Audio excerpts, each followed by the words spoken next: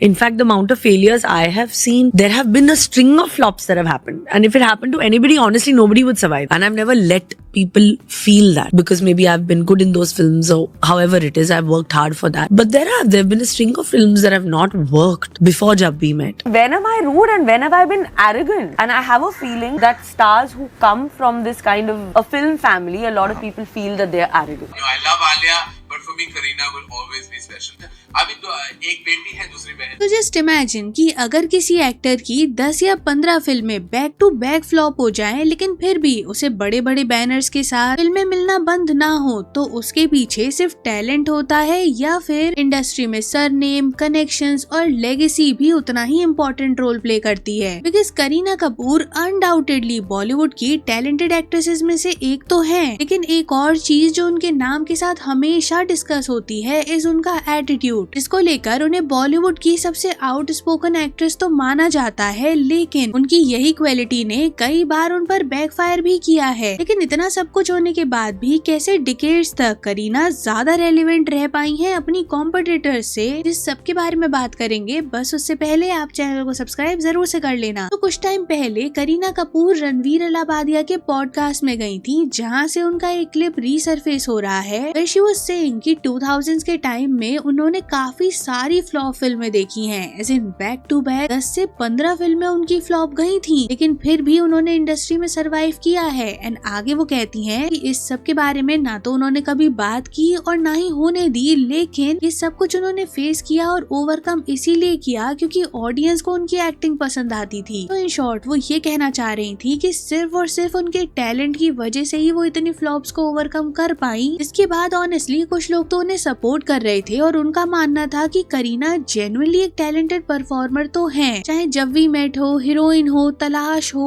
ओमकारा हो, ऐसी फिल्मों के थ्रू वो सिर्फ और सिर्फ एक ग्लैमरस कमर्शियल हीरोइन बन के नहीं रह गई, बल्कि उनका नाम स्ट्रॉन्ग परफॉर्मर्स की लिस्ट में आज भी लिया जाता है। और स्पेशली जब वी मेट में गीत के कैरेक्टर ने तो उनको ओवरनाइट सक्सेस दिलाई है, जिसे आज भी बॉलीवुड के मोस्ट आइकॉनिक फीमेल कैरेक्टर्स में काउंट किया जाता है। लोग आज भी उसे बहुत पसंद करते हैं एंड इवन उनका कैरेक्टर पू, उसका एटीट्यूड, उसको भी बहुत ज्यादा डिस्कस किया जाता है। तो उनमें टैलेंट नहीं था ये बोलना अनफेयर होगा, लेकिन पिक्चर का दूसरा साइड भी होता है। एज इन करीना बॉलीवुड की कपूर फैमिली से आती हैं, एक ऐसी फैमिली जिनका नाम इंडियन सिनेमा की हिस्ट्री में बहुत बड़ा कंट्रीब्यूशन रखता है और साथ ही काफी प्रिविलेजेस भी देता है, जैसे इंडस्ट्री में सीधे एंट्री मिलना हो, टॉप फिल्म मेकर से एक्सेस मिलना हो, अपने करियर के इनिशियल फेज में ही बड़े बैनर्स के साथ काम मिल जाना हो। ये सारे एडवांटेजेस उस पॉइंट ऑफ टाइम में किसी आउटसाइडर को मिलना नेक्स्ट टू इम्पॉसिबल ही था। अब हालांकि ये भी सच है कि कपूर फैमिली में जितना प्रिविलेज उनके मैन को दिया जाता है उतना विमेन को नहीं दिया जाता, फिर चाहे वो उनकी डॉटर्स हो या डॉटर इन लॉज हो। क्योंकि इसका सबसे बड़ा एग्जाम्पल है करीना की रियल सिस्टर करिश्मा, जिन्होंने ये सारे बैरियर्स को ब्रेक किया था, बॉलीवुड में डेब्यू किया और इतना अमेजिंग करियर बना दिया, जिसने करीना के लिए भी पाथ को बहुत ही इजी कर दिया था। वरना उससे पहले अगर आप कपूर्स की डॉटर इन लॉज को देखोगे ना, या फिर डॉटर को भी देख लोगे, तो उनको काम करना अलाउड नहीं था। उन्हें कहीं से कहीं तक बॉलीवुड में कोई प्रिविलेज नहीं मिलता था और अगर शादी हो गई तो फिर चाहे आपका कितना ही सक्सेसफुल करियर क्यों ना हो, आपको छोड़कर घर पे ही रहना पड़ेगा। आप नीतू कपूर का एग्जाम्पल ले लो या करीना और करिश्मा की मदर बबीता का ही एग्जाम्पल क्यों ना हो। तो हाँ, करिश्मा के केस में था कि उन्हें जितना प्रिविलेज नहीं मिला उससे ज्यादा उन्हें अपने टैलेंट से खुद को प्रूव करना पड़ा था। लेकिन करीना के केस में वो चीज बहुत ज्यादा कम हो गई थी because Karishma already established actor थी। But of course I again highlight कि करीना ने भी अपना स्पेस खुद बनाया है। लेकिन बॉलीवुड का ना वो एक ऐसा टाइम था जहाँ पर लोग इतना ज्यादा ना मीडिया ट्रेंड नहीं थे, मतलब वो अपनी इमेज को इतना मेंटेन नहीं करते थे और जो भी ब्लंटली होता था ना वो फेस पर बोल देते थे। और अगर मैं कहूँ कि उसकी ब्रांड एम्बेसडर करीना कपूर है तो ये गलत नहीं होगा, क्योंकि अगर आप अर्ली 2000s के उनके इंटरव्यूज देखोगे ना, यहाँ उनकी पर्सनैलिटी बहुत ही कॉन्फिडेंट और ब्लंट दिखाई देती है, लेकिन विद टाइम उनकी यही क्वालिटी ना एरोगेंस में भी टर्न आउट हो गई थी और यहीं से उनका एक पब्लिक परसेप्शन बिल्ड हो गया था, जहाँ कुछ लोगों को उनका ये एटीट्यूड पसंद आता था, वहीं कुछ लोग उन्हें रूड और एरोगेंट का टैग भी देते थे। मतलब अगर मैं मेजर कंट्रोवर्शियल इवेंट्स बताऊं ना आपको, तो अर्ली 2000s में सबसे बड़ा फॉल आउट हुआ था बिपाशा बासु के साथ करीना का, जहाँ उन्होंने उनको काली बिल्ली तक बोल दिया था और ये स्पेसिफिक रिमार्क की वजह से वो फिल्म जहाँ पर करीना और बिपाशा साथ में काम कर रहे थे वहाँ सेट पर भी बहुत बड़ा ड्रामा हुआ था। और इसी तरह उन्होंने और भी काफी एक्टर्स को लेकर काफी कमेंट्स पास किए हैं, पर चाहे इंडस्ट्री में एंटर करते ही सलमान खान को कुछ बोल देना हो या फिर बिना फिल्टर प्रियंका चोपड़ा को लेकर लेटर ऑन काफी सारे इंटरव्यूज में उन्हें बैश करना हो। और इनफैक्ट करीना तो यहाँ भी नहीं रुकी थी, उनका एक काफी मेजर कंट्रोवर्शियल मोमेंट रहा है अमृता राव के साथ, जिनको लेकर तो ये तक बोला जाता है कि उनका पूरा का पूरा करियर ही अफेक्ट हुआ है करीना की वजह से। एंड इवन अगर मैं काफी रीसेंट एग्जाम्पल के बारे में बात करूँ ना, तो करीना की आमिर खान के साथ एक फिल्म आई थी लाल सिंह चड्ढा, जिसके इंटरव्यू के टाइम पर करीना ने नेपोटिज्म डिबेट को लेकर कुछ ये बोल दिया था कि उन्हें ये पूरा का पूरा डिस्कशन ही फालतू लगता है। सबसे पहले तो बिकॉज ऑडियंस ही तो है जो फिल्म देखने जा रही है, आपको कोई फोर्स तो नहीं कर रहा, तो मत जाओ फिल्म देखने। एंड कट टू ऑडियंस का करीना की ये बात को हद से ज्यादा सीरियस ले लेना, इसके बाद खुद करीना को आकर बोलना पड़ गया था कि प्लीज इस फिल्म को बॉयकॉट मत करो, काफी एफर्ट्स डाले गए हैं और करीना और आमिर खान ने एक साथ काम किया है इस फिल्म में, तो वो चाहती हैं कि लोग इतने अच्छे क्राफ्ट को देखें और प्रेज करें। बट ऑफ कोर्स डैमेज तो हो चुका था। अब देखो, जैसा मैंने आपको बताया कि उनके ये एटीट्यूड को ना पसंद करने वाले लोग भी हैं, मतलब वो जो रॉ एक्सप्रेशंस या फिर एकदम सेविज रिप्लाई वो करती है ना, वो भी एट समटाइम्स लोगों को पसंद आते हैं। और इसी वजह से ये भी बोला जाता है कि ये ओवर एक्टिंग भी करीना पर ही सूट करती है। इससे ना मुझे कॉफी विद करण का क्लिप याद आ रहा है, जहाँ पर आलिया भट्ट ने करीना के ही एक सॉन्ग में उनकी वो ओवर एक्टिंग को लेकर मिमिक करने की कोशिश की थी, जिस पर करीना ने रिप्लाई में कुछ ये कहा था, अब ये प्यार न होगा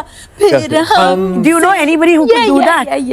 Do you know anybody else who could do that with bombastic side eye? तो करीना का और करण का बॉन्ड भी ना इंडस्ट्री के इनिशियल फेज में काफी स्ट्रॉन्ग रहा है, लेकिन फिर आती है फिल्म कल हो ना हो, जिसको लेकर करण जौहर ने अपनी ऑटोबायोग्राफी में मेंशन किया है कि उन्होंने करीना को फिल्म ऑफर की थी, लेकिन फीस को लेकर बात बनी नहीं, जिस वजह से इवेंचुअली वो रोल प्रीति जिंटा के पास चला जाता है। और इसी इंसिडेंट की वजह से करण और करीना के बॉन्ड में भी काफी डिस्टेंस आ चुका था, लेकिन टाइम के साथ दोनों ने अपने डिफरेंसेस को रिजॉल्व किया और करीना ने फिर धर्मा की फिल्म्स भी की थी। इस स्टोरी पर ना काफी सारे लोग रिएक्ट करते हुए ये कह रहे थे कि जैसे करण जौहर ने आलिया भट्ट का करियर कंट्रोल किया है ना, तो वैसे ही ये सेम चीज एक टाइम पर करण करीना के करियर के साथ भी करना चाहते थे, बट अनफॉर्चुनेटली वो बात बनी नहीं। करीना अपने डिसीजंस खुद लेना चाहती थी। एंड इवन इस चीज को रेफर करने वाले ना एक पैटर्न को भी यहाँ पर हाईलाइट करते हैं कि मीडिया में बार बार आलिया को द नेक्स्ट करीना बताने की पूरी कोशिश की जाती थी। ये बताया जाता था कि कैसे जो करीना के रॉ एक्सप्रेशंस, रॉ स्टेटमेंट्स रहते हैं, वही सेम क्वालिटी आलिया भट्ट के अंदर भी है। एंड इवन कई इंटरव्यूज में आलिया भट्ट ने खुद कहा है कि वो करीना से इतना इंस्पायर है कि कभी कभी वो उन्हें कॉपी भी कर लेती हैं। अब हालांकि ऑडियंस ने तो इस चीज को लेकर आलिया को क्रिटिसाइज ही किया था कि करीना चाहे ओवर एक्टिंग ही क्यों ना करती हो, लेकिन अगर वही सेम चीज आलिया ने की तो वो सिर्फ और सिर्फ क्रिंज ही लगेगा। एंड आई गेस यही डिफरेंस है जिसने करीना को स्टैंड आउट रखा, और 2 डिकेड्स के बाद भी उनके कुछ फिल्मों के कैरेक्टर आज तक आइकॉनिक हैं, उनको प्रेज किया जाता है। अब बाकी तो आप क्या सोचते हो इस पर कमेंट बॉक्स में जरूर बताना। And don't forget to like and share the video, subscribe to the channel and thanks for watching.